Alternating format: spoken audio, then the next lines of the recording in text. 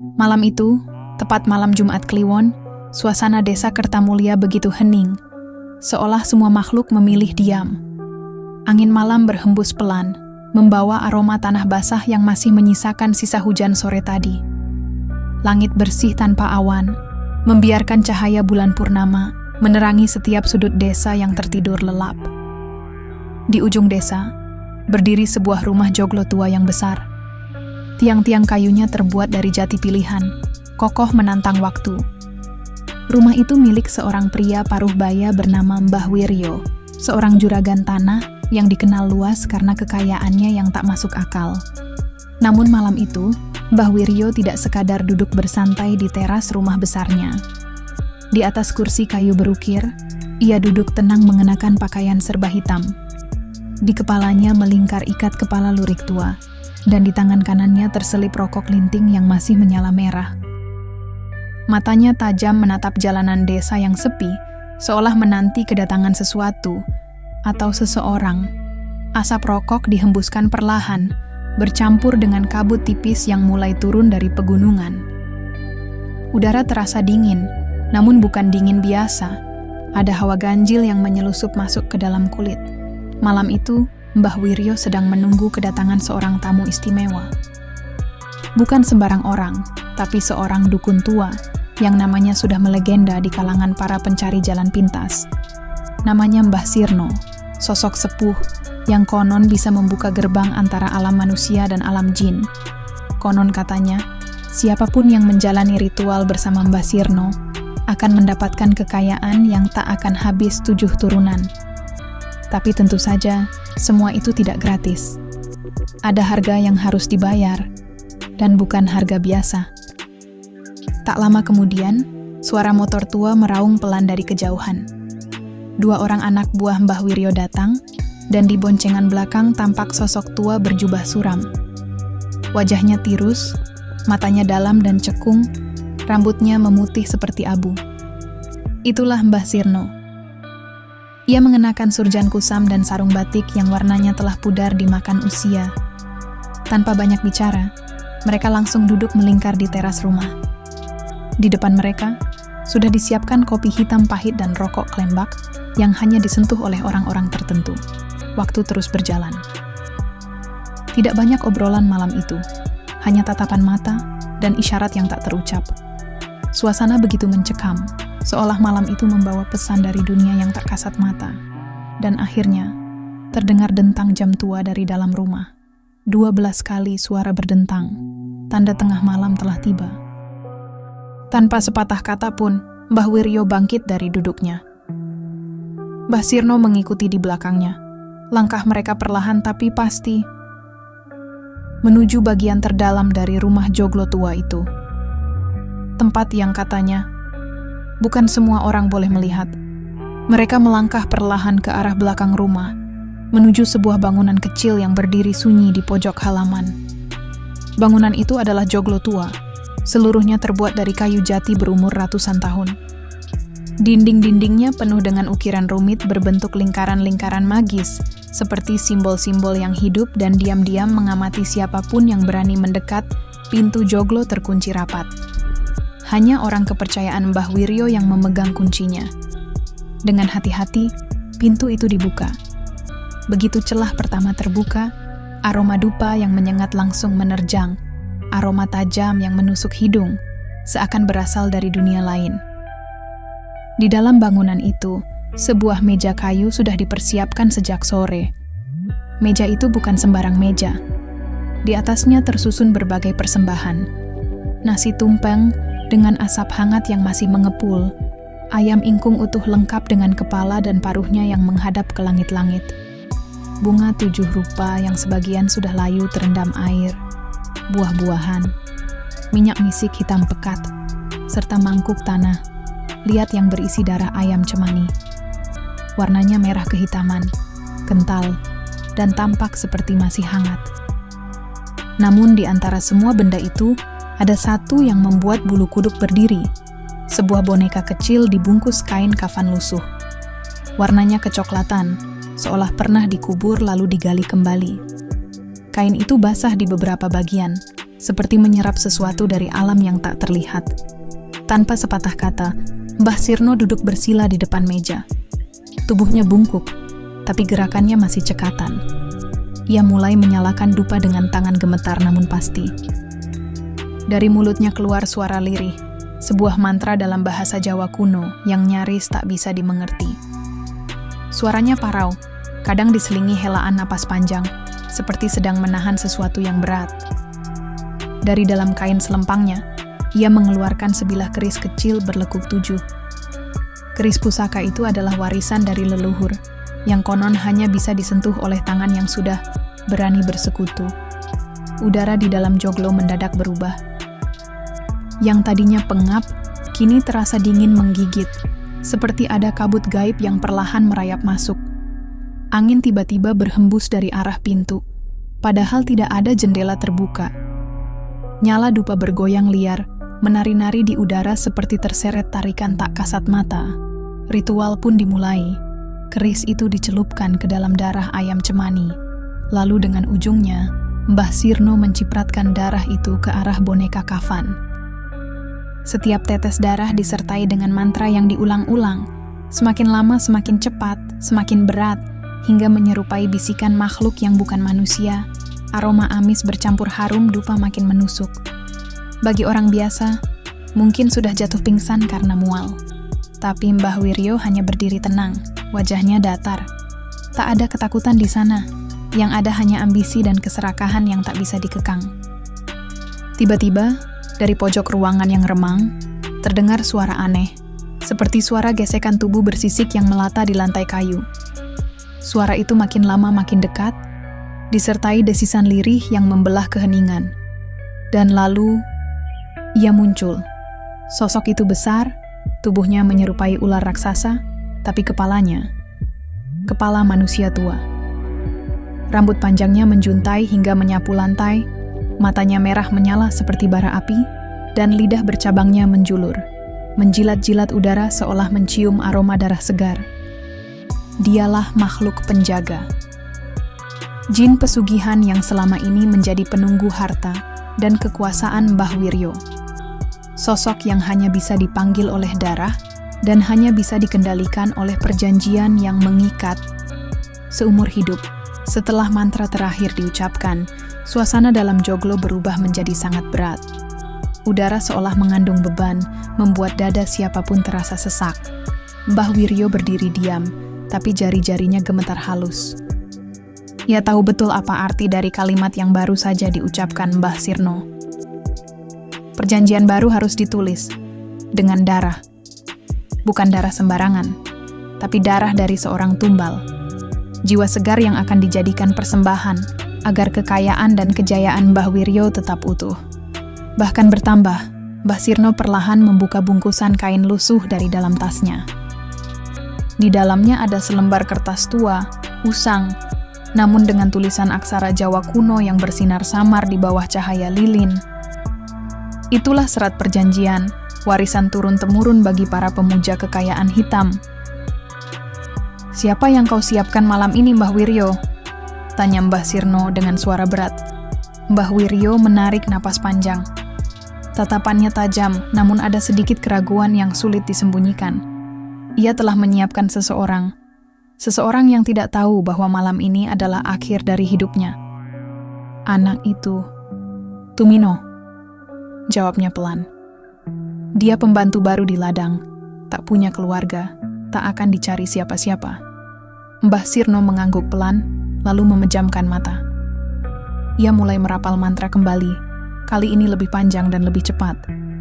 Lilin di sekeliling joglo mulai bergoyang-goyang, dan tanah di bawah mereka bergetar ringan seperti detak jantung makhluk besar yang sedang bangun dari tidurnya.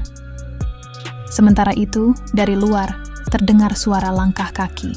Tumino, anak muda polos dari desa sebelah, berjalan perlahan mendekat ke joglo, membawa nampan berisi air panas seperti yang diminta sebelumnya.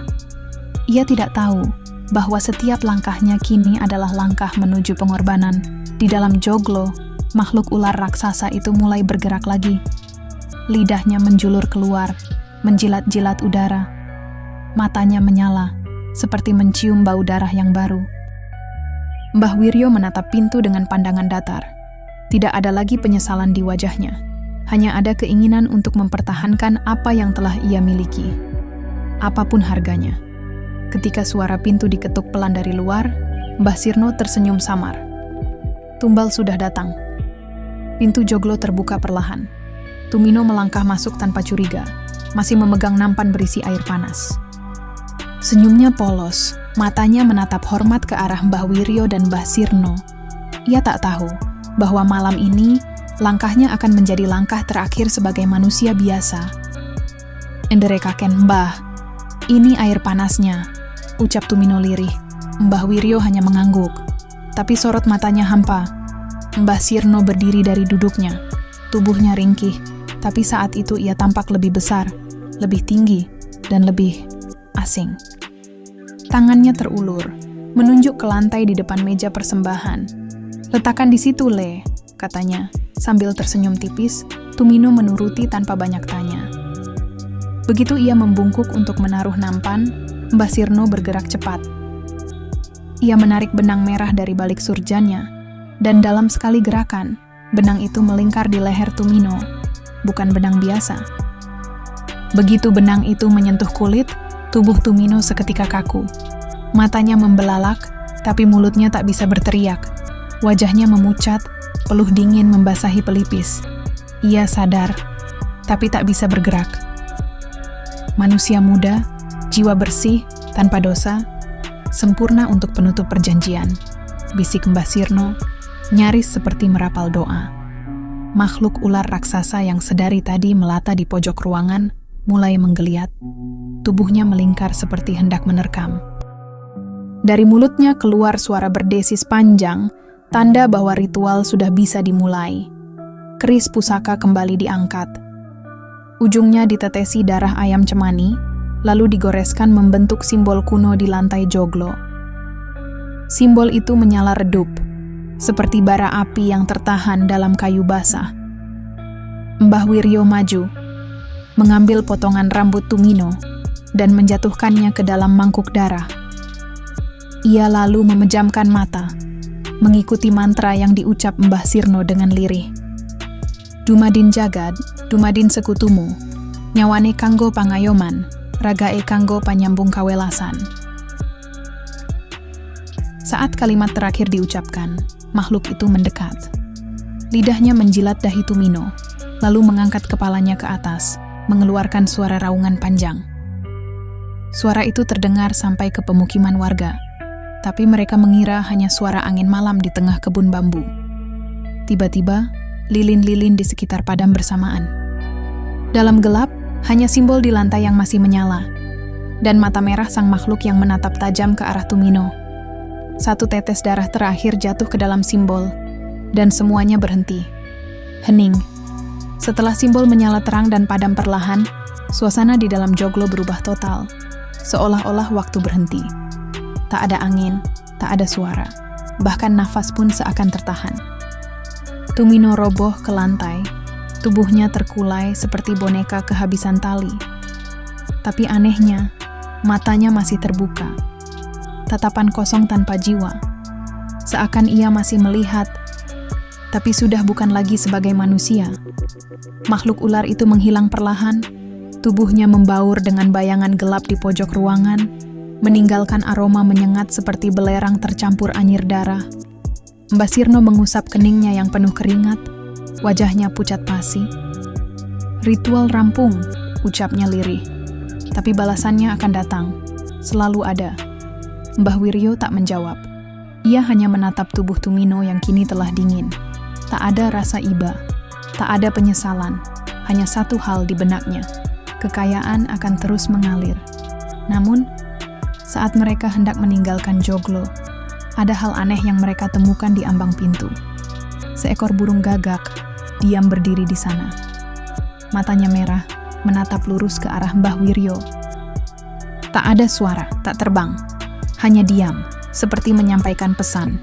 Malam itu, Mbah Wiryo tidur dengan perasaan lega. Ia yakin semuanya sudah selesai.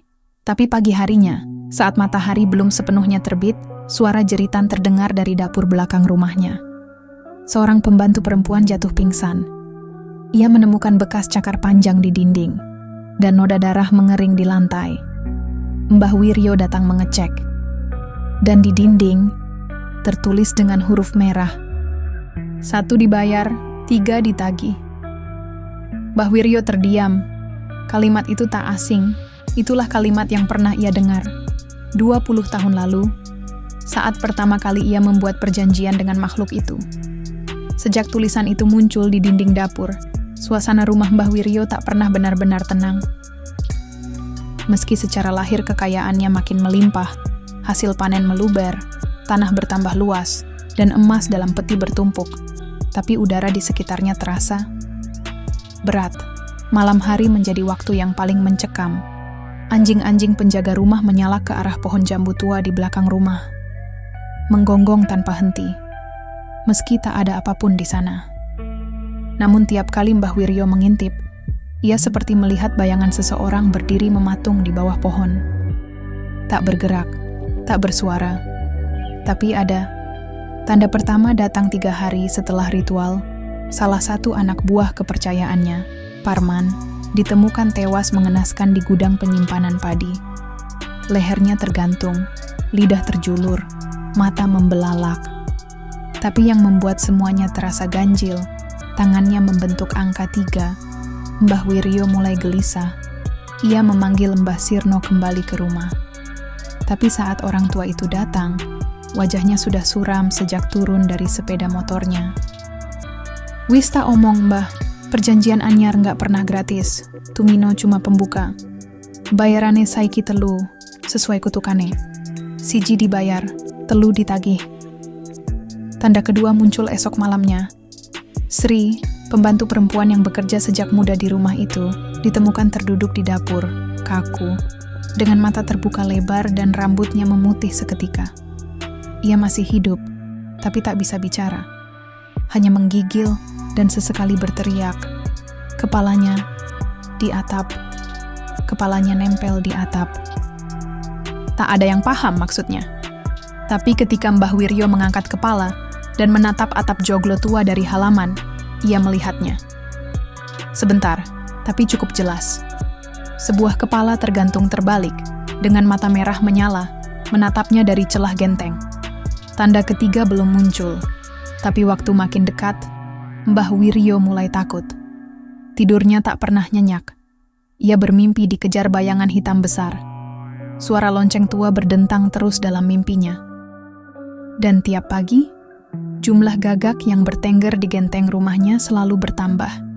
Dari 1 ekor menjadi 3, lalu 7, dan kini 14. Mbah Sirno hanya berkata satu hal sebelum pulang malam itu. "Kalau yang ketiga sudah dipanggil, jiwamu ikut dihitung." Malam Jumat Kliwon kembali datang, membawa hawa yang lebih dingin dari biasanya. Awan hitam menutup langit, bahkan rembulan pun enggan menampakkan wajahnya. Di rumah besar milik Mbah Wiryo, suasana makin mencekam. Semua penghuni rumah memilih mengunci diri di kamar masing-masing. Angin berdesir pelan namun menggigit, membawa bisikan-bisikan aneh yang terdengar di sela-sela jendela tua yang berderit. Tanda ketiga belum muncul, tapi malam ini ia akan datang. Mbah Wiryo duduk di dalam joglo tua, sendirian. Di hadapannya, kembali tersaji sesajen, tumpeng, bunga 7 rupa, dan mangkuk berisi darah segar. Namun, malam ini, ia tak ditemani Mbah Sirno. Sang dukun itu menghilang tanpa kabar sejak seminggu lalu. Beberapa warga bilang, mereka melihat Mbah Sirno berjalan ke arah hutan dengan mata kosong dan tidak pernah kembali. Korban terakhir akan diambil, dan jika tak disiapkan, penagih akan memilih sendiri. Begitu pesan terakhir yang ditulis Mbah Sirno pada selembar daun lontar yang ditemukan di beranda rumahnya. Dan saat waktu menunjuk pukul 12 malam, lonceng tua di tengah rumah berdentang sendiri. Deng, deng, deng. Dentingan ke-12 terdengar. Diikuti suara ketukan keras di pintu joglo. Mbah Wiryo tak membuka, tapi pintu itu terbuka sendiri, perlahan, dan hembusan angin dingin masuk ke dalam. Di ambang pintu, berdiri sosok tinggi berbalut kain hitam. Wajahnya tak tampak, hanya mata merah menyala, dan suara desisan panjang. Di belakangnya, 14 gagak bertengger di kusen pintu. Sosok itu melangkah masuk, dan tanah di sekitar meja sesajen retak perlahan. "Waktumu hampir habis, Wiryo." Suara itu berat, dalam, seperti berasal dari dasar bumi. "Siapa yang akan jadi korban terakhir?" tanya Mbah Wiryo dengan suara gemetar. Makhluk itu tidak menjawab. Ia hanya menengok ke arah dinding joglo, dan dengan jari panjangnya yang hitam legam, ia menulis satu nama, dengan darah yang entah dari mana datangnya. Nama itu adalah Kinasih. Mbah Wiryo membelalak. Itu adalah nama cucu semata wayangnya. Gadis kecil berusia 10 tahun yang tinggal bersamanya sejak ayah ibunya meninggal karena kecelakaan. "Tidak, bukan dia, bukan dia. Ambil aku saja."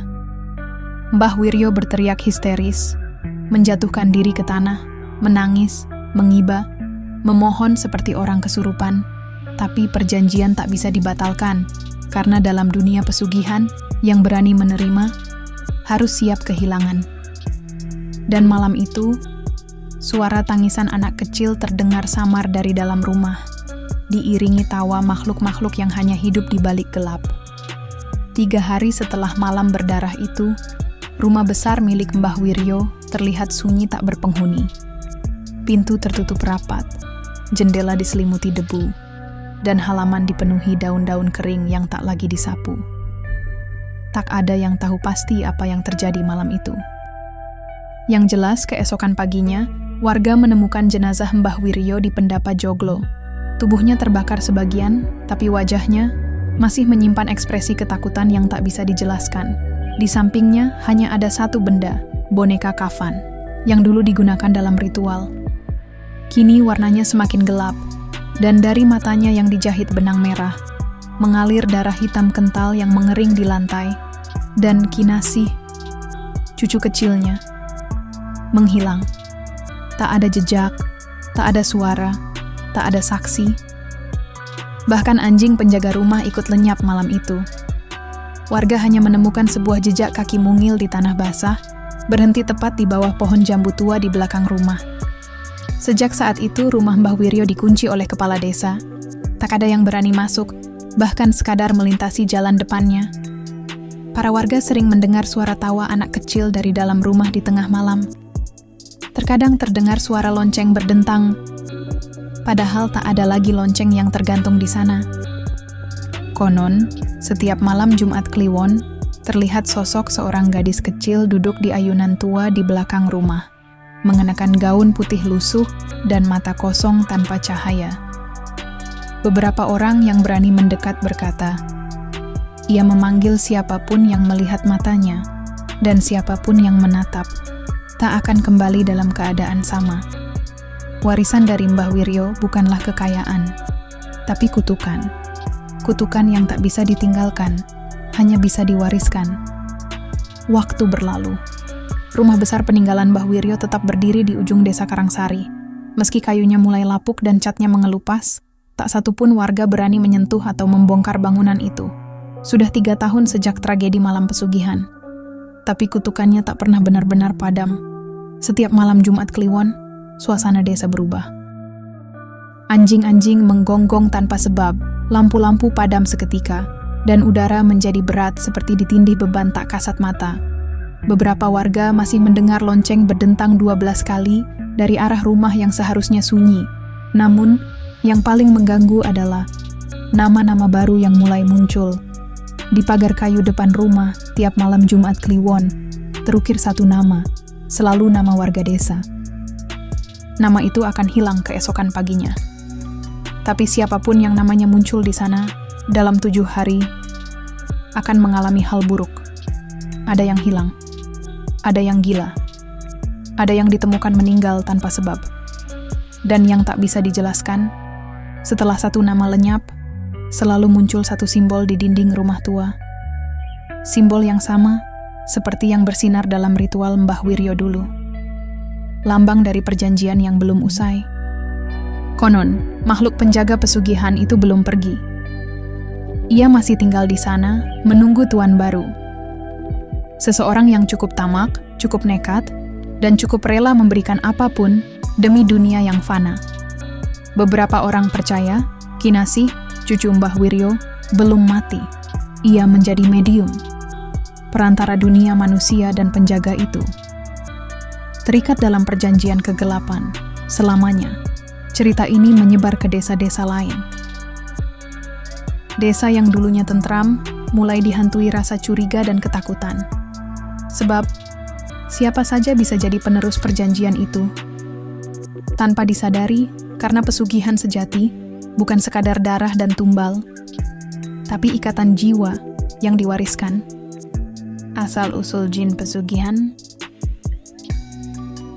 Ratusan tahun lalu, sebelum desa-desa bermunculan dan manusia tinggal menetap, tanah Jawa masih diselimuti hutan lebat dan gunung-gunung wingit.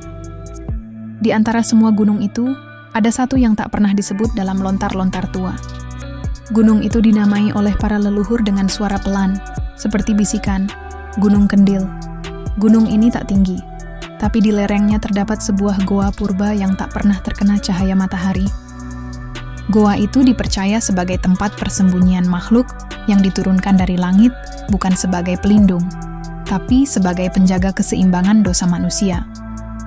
Makhluk itu bernama Jagakara, dalam bahasa kuno, artinya penjaga bayangan. Jagakara bukan jin biasa. Ia adalah bagian dari rombongan entitas leluhur yang diciptakan untuk satu tugas, menyeimbangkan antara berkah dan kutukan. Namun, setelah manusia mulai mengenal tamak dan keserakahan, Jagakara membelot dari kodratnya. Ia mulai memberi kekayaan kepada mereka yang datang ke goa dan bersedia memberikan tumbal. Mulanya hanya seekor ayam hitam, lalu berubah menjadi kambing, kemudian manusia. Dan semakin besar tumbalnya, semakin besar kekayaan yang diterima. Perjanjian pertama terjadi pada zaman Mataram kuno. Seorang bangsawan bernama Rekwengker datang dengan 99 kepala budak, menawarkan mereka sebagai tumbal untuk memenangkan perang. Jagakara menerimanya. Dan sejak saat itu, darah manusia menjadi mata uang dalam dunia pesugihan. Tubuh Jagakara berubah. Dari semula jin bercahaya dengan sayap emas, menjadi sosok raksasa bersisik hitam, berkepala manusia tua, dan bertubuh setengah ular. Ia tak lagi menjaga keseimbangan, tapi memelihara ketimpangan. Dan sejak malam perjanjian itu, Gunung Kendil ditutup kabut. Selamanya, Rakewengker bukanlah bangsawan biasa. Ia adalah pangeran keturunan darah biru dari wilayah barat Mataram, namun dibuang karena ambisi yang terlalu besar. Dalam pengasingannya, ia tak tinggal diam. Ia membangun pasukan, merekrut tukang sihir, dan mulai mempelajari ilmu yang dilupakan oleh para leluhur, ilmu pengikat arwah dan dunia gaib.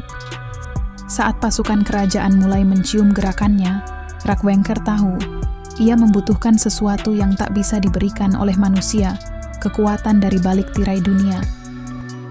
Ia datang ke Gunung Kendil saat malam purnama paling terang dalam 300 tahun terakhir. Membawa 99 kepala budak dari berbagai suku, ia masuk ke dalam goa purba dengan tubuh berlumuran darah. Mantranya adalah bahasa kuno, yang bahkan para empu tak lagi ajarkan. Dan di sanalah, untuk pertama kalinya, Jagakara menampakkan diri. Makhluk itu muncul perlahan dari kegelapan goa, tubuhnya panjang seperti naga, sisiknya hitam berkilat, dan wajahnya, wajah seorang tua berambut putih panjang yang mengalir seperti air sungai. Mata merahnya menatap Wengker tanpa berkedip. Apa yang kau inginkan, manusia? Takhta, kejayaan, dan kekuasaan abadi, jawab Wengker, berlutut di genangan darah.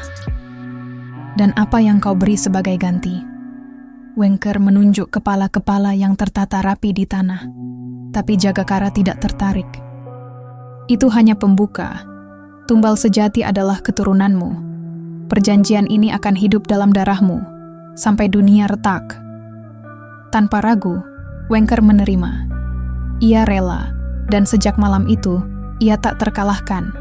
Semua musuh gugur tanpa menyentuhnya. Tanah yang ia duduki berubah subur. Hujan turun hanya ketika dibutuhkan. Emas mengalir dari sungai kecil di belakang istananya.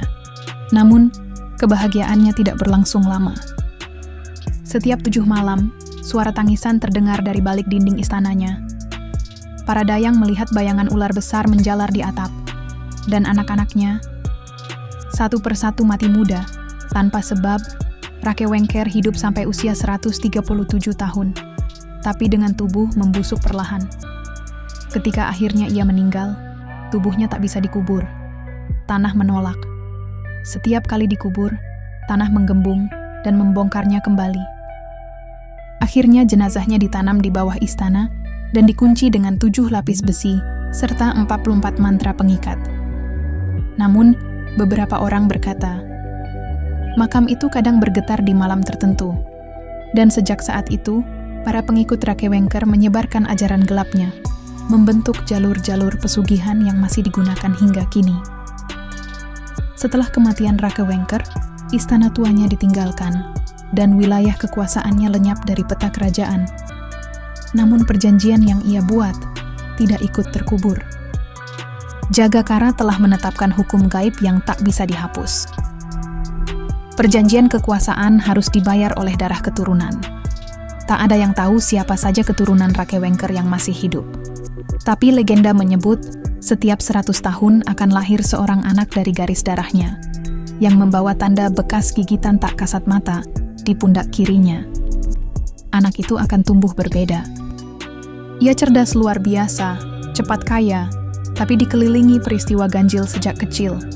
Binatang mati mendadak, orang di sekitarnya terkena sial, atau sering mendengar bisikan dalam tidur.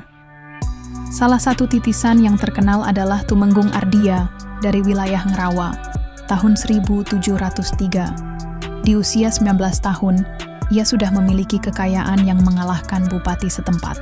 Tapi hampir semua yang membantunya sukses, mati dalam keadaan mengerikan. Ada yang tenggelam dalam sumur kering, ada yang terbakar saat tidur, ada pula yang jasadnya membusuk dalam semalam. Orang-orang mulai berbisik, dia keturunan Wengker, pesugihannya hidup lagi. Ardia menyangkal. Namun saat ia terluka dalam pertempuran, darahnya menetes ke tanah dan membentuk simbol ular melingkar. Tanah di sekitarnya langsung menghitam. Bahkan rumput pun tak tumbuh di sana hingga sekarang. Yang mengejutkan, dalam surat wasiatnya, Ardia menulis satu kalimat dalam huruf Jawa kuno. Aku bukan pelanjut, aku hanya wadah, yang abadi, masih menunggu. Leluhur desa percaya, Jagakara tak pernah butuh penyembah.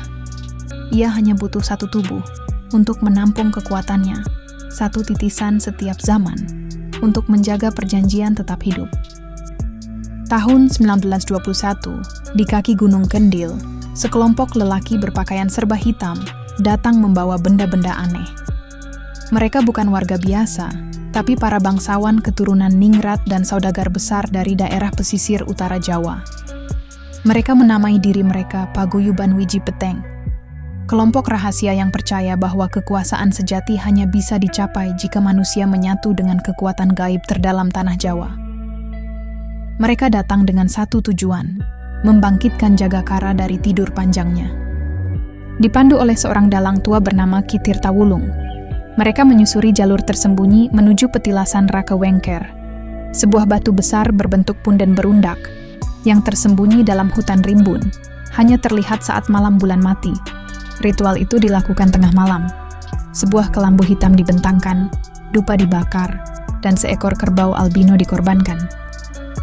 Darahnya dialirkan ke dalam kendi tanah liat kuno, lalu dituangkan ke batu punden sambil dibacakan mantra Jawa kuno, yang katanya diturunkan langsung dari Wengker sendiri. Namun, ada satu syarat yang tak disampaikan oleh Kitirta Wulung pada kelompok itu. Jagakara tak bisa dipanggil, kecuali dengan tumbal manusia berdarah murni, dan tanpa mereka tahu, salah satu dari mereka adalah keturunan Wengker yang telah ditandai sejak lahir, seorang pemuda bernama Raden Satrabumi. Saat darah kerbau membasahi tanah, petilasan mulai bergetar. Tanah pecah, udara berubah dingin, dan dari dalam celah batu keluar suara desisan panjang seperti ular bernafas. Raden Satrabumi tiba-tiba terdiam, matanya terbalik, mulutnya terbuka tapi tak bersuara. Dari balik kelambunya, makhluk setengah ular berkepala manusia menjulur pelan, lalu masuk ke dalam tubuh Satrabumi. Seketika, semua obor padam. 3 dari 5 anggota paguyuban tewas di tempat. Tubuh mereka membusuk hanya dalam hitungan menit. Kitirta Wulung sendiri lenyap tanpa jejak.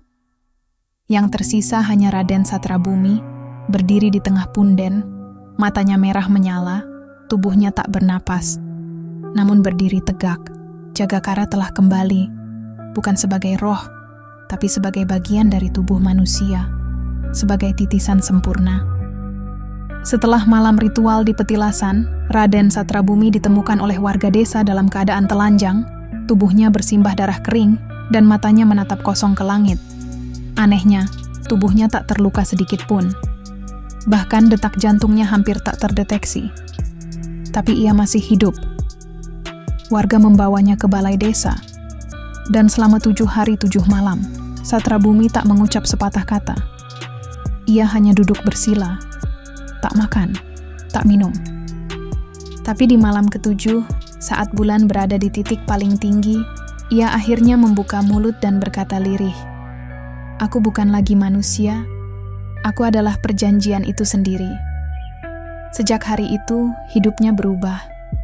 Ia tak kembali ke rumah keluarganya, melainkan mendirikan bangunan terpencil di pinggir hutan, mirip padepokan, tapi tanpa santri.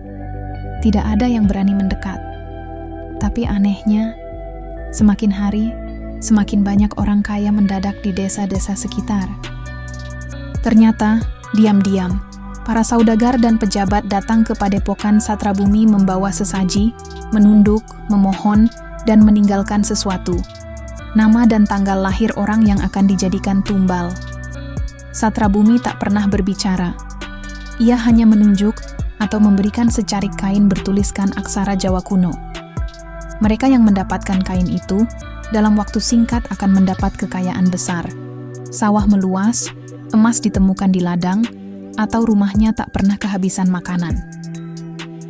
Tapi, satu persatu, orang-orang yang namanya disebutkan sebagai tumbal hilang.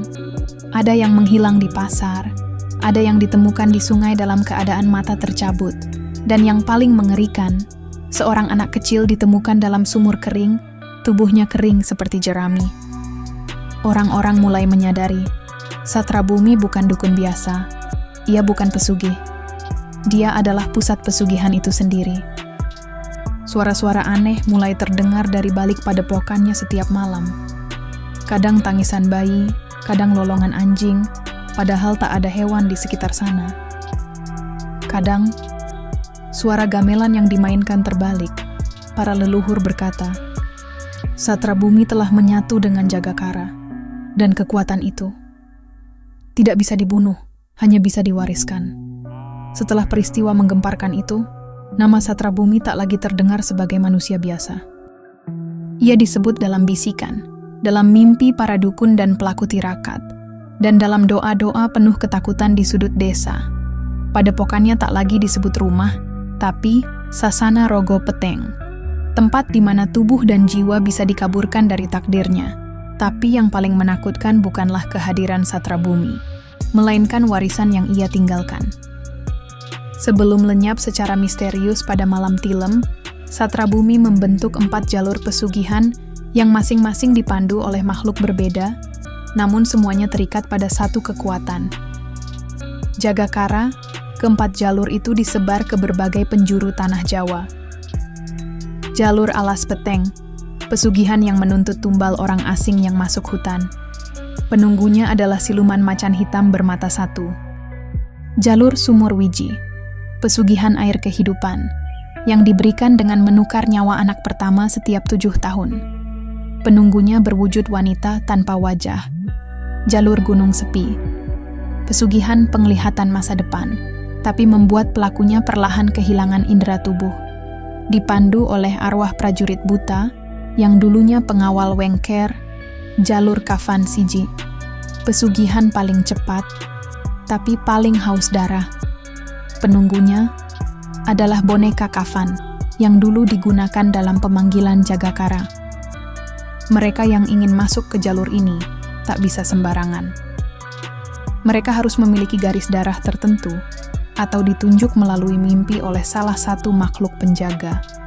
Setiap jalur memiliki aturan dan harga yang berbeda, tapi semuanya bermuara pada satu hal. Perjanjian Rake Wengker belum berakhir. Ia hidup melalui jalur-jalur ini, melalui darah, melalui nama, dan yang paling mengerikan, hingga kini, nama Satrabumi masih dipanggil dalam ritual-ritual itu. Ia disebut bukan sebagai manusia, tapi sebagai wadah lelakone, tubuh pertama dari perjanjian kekal. Orang-orang percaya, siapapun yang mencoba menghentikan warisan itu akan dikunjungi dalam tidur oleh suara panjang, dan mata merah menyala di balik gelap. Puluhan tahun berlalu. Dunia berubah, teknologi merangkak maju, tapi satu hal tetap sama. Perjanjian itu tak pernah tidur. Anak-anak dari para pelaku pesugihan mulai tumbuh dewasa. Banyak dari mereka hidup berkecukupan, bahkan mewarisi kekayaan yang seolah tak habis 7 turunan. Tapi tanpa mereka tahu, ada sesuatu yang menunggu. Harga dari darah yang diwariskan. Di desa Kadipuro, seorang pemuda bernama Seno Prabajati hidup dalam kemewahan. Ayahnya seorang kontraktor sukses, ibunya pengusaha jamu yang terkenal sampai luar kota. Tapi Seno sering mimpi buruk. Dalam tidurnya, ia melihat sosok tinggi berjubah kain putih yang sobek-sobek berdiri di ambang pintu kamarnya. Sosok itu tak pernah bergerak, hanya menatap. Tapi setiap kali Seno bangun, ia mendapati bekas lumpur dan darah di lantai kamarnya. Awalnya ia pikir itu hanya gangguan jiwa. Namun semuanya berubah saat ia berulang tahun ke-21. Seekor burung gagak jatuh dari langit tepat di depan rumah. Jasadnya terbuka, dan dari perutnya keluar selembar kain kafan kecil bertuliskan namanya sendiri. Dengan darah, Seno ketakutan dan pergi ke seorang kiai sepuh di daerah lereng Merbabu. Setelah diperiksa, sang kiai hanya menghela napas panjang dan berkata, "Kekayaan keluargamu bukan rejeki, itu warisan tumbal. Dan sekarang, darahmu ditagih." Ternyata kakek buyut Seno dulunya adalah salah satu murid dari jalur Kafan Siji, jalur pesugihan yang paling cepat hasilnya, tapi paling cepat pula menagih balasannya. Dalam perjanjian itu, darah cucu ketiga adalah tumbal terakhir, agar garis rejeki tidak terputus, dan Seno adalah cucu ketiga. Sejak malam itu, mimpi buruknya berubah menjadi nyata. Ia sering melihat bayangan melintas di cermin. Suara perempuan menangis terdengar dari lemari pakaiannya. Bahkan teman-temannya menghindar karena aroma anyir selalu mengikutinya. Seno mencoba kabur dari semuanya, pindah kota, mengganti nama, bahkan membakar semua benda warisan keluarganya. Tapi tidak ada yang berubah, karena dalam perjanjian Jagakara, darah tidak bisa ditolak. Hanya bisa ditunda. Seno Prabajati akhirnya memutuskan untuk mencari akar dari kutukan yang mengintainya. Dengan membawa secarik kain kafan bertuliskan namanya, ia menelusuri jejak leluhurnya hingga ke sebuah dusun terpencil bernama Watu Langit, yang konon menjadi tempat berdirinya Sasana Rogo Peteng, padepokan terakhir milik Satrabumi. Dusun itu sunyi, hanya dihuni segelintir orang tua renta yang enggan bicara. Mereka menatap Seno dengan mata takut, seolah mengenali sesuatu dari sorot wajahnya. Hanya satu yang mau bersuara, seorang wanita sepuh dengan kulit keriput dan suara serak bernama Mbah Rantini. Mbah Rantini mengaku sebagai satu-satunya saksi yang pernah melihat Satrabumi secara langsung sebelum beliau lenyap puluhan tahun lalu. Ia menunjukkan sebuah punden tua yang nyaris tertutup akar pohon beringin. Di sana, katanya, tubuh Satrabumi ditanam, bukan untuk dikubur, melainkan untuk diikat. Kalau cucumu nekat, enduk, kamu bukan hanya membangunkan arwahnya, kamu bisa melepas warisan gelap yang seharusnya tetap terkunci, bisik Mbah Rantini sambil memberikan Seno seuntai benang merah dan koin kuno bertuliskan aksara Jawa terbalik. Tapi Seno sudah terlalu jauh. Ia menggali punden itu sendirian, malam hari, dengan tangan kosong. Tak peduli tanah basah atau hawa dingin menusuk, ia hanya ingin bebas dari jerat kutukan. Namun saat cangkulnya mengenai sesuatu yang keras, tanah mendadak bergemuruh, udara menjadi berat, dan dari dalam tanah muncul asap hitam pekat yang menyebar cepat.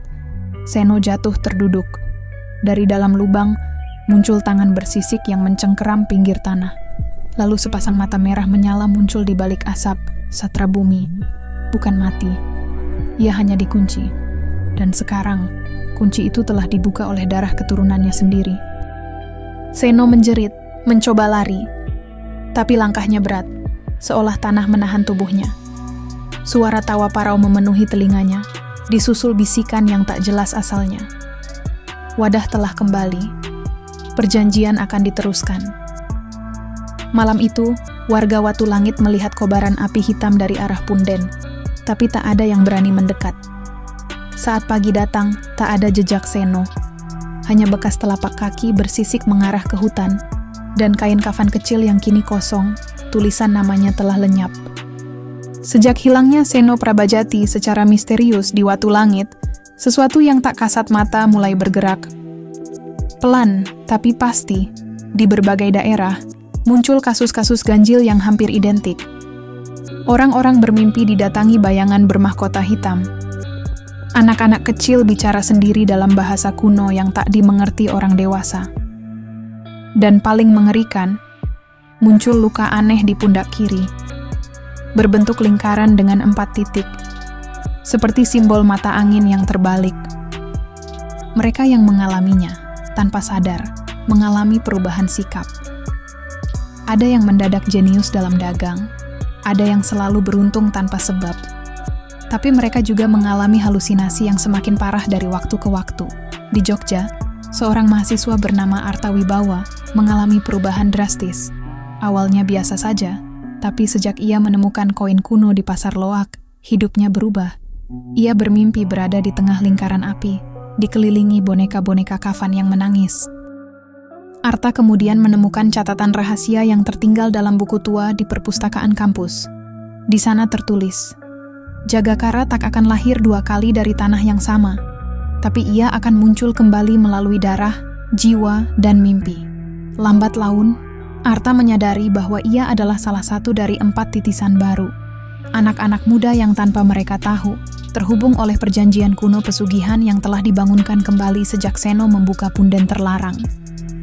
4 titisan itu belum saling mengenal, tapi mereka terus bermimpi satu sama lain, terbangun dengan luka yang sama, melihat sosok bayangan yang sama. Dan pada malam Jumat Kliwon yang akan datang, mereka akan dipertemukan, bukan untuk memilih, tetapi untuk menebus. Karena perjanjian Jagakara yang dulu hanya sebatas kekayaan, kini sudah berkembang, kini ia menuntut kekuasaan. Malam Jumat Kliwon yang dinantikan akhirnya tiba. Di 4 tempat berbeda, 4 anak muda mengalami kejadian aneh yang sama. Lilin hitam tiba-tiba menyala di kamar mereka, padahal tidak ada yang menyalakan. Arta Wibawa, mahasiswa Jogja yang menemukan koin kuno, mendapati lilinnya menyala tepat pukul 12 malam. Dari nyalanya, terdengar bisikan lirih, bukan kau yang memilih, tapi kaulah yang dipilih. Sekar Asmaraningrum, seorang perawat di Semarang yang sejak kecil sering melihat bayangan tanpa kepala. Malam itu, lilinnya menyala di atas meja rias dan bayangannya di cermin tersenyum.